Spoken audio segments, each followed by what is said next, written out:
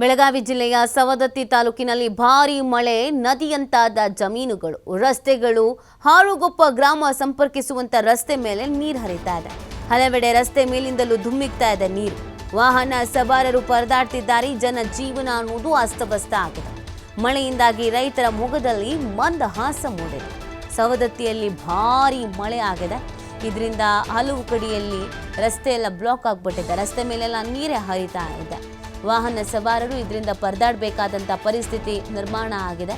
ಇನ್ನು ಜನಜೀವನ ಕೂಡ ಅಸ್ತವ್ಯಸ್ತವಾಗಿದೆ. ಅಲ್ಲಿನ ದೃಶ್ಯಗಳನ್ನು ನೀವು ಗಮನಿಸ್ತಾ ಇದ್ದೀರಾ.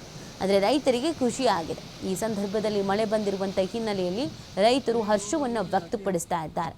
ಸೊ ಅಲ್ಲಿನ ಪರಿಸ್ಥಿತಿಯನ್ನು ನೀವು ನೋಡ್ತಾ ಇದ್ದೀರಾ, ಯಾವ ರೀತಿಯಾಗಿ ನೀರು ಉಕ್ಕಿ ಹರಿತಾ ಇದೆ ಎಲ್ಲ ಕಡೆಯಲ್ಲೂ ಅಂತ.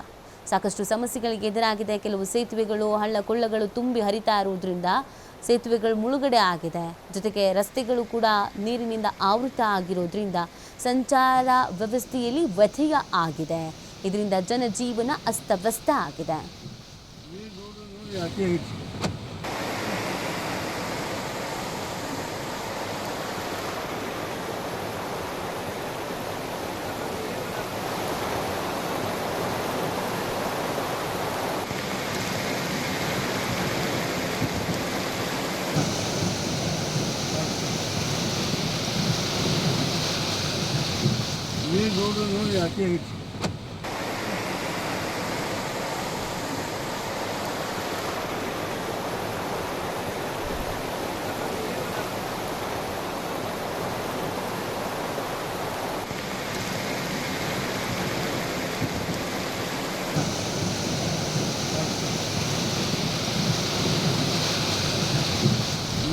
ನೋಡಿ ಅತಿ ಐತಿ.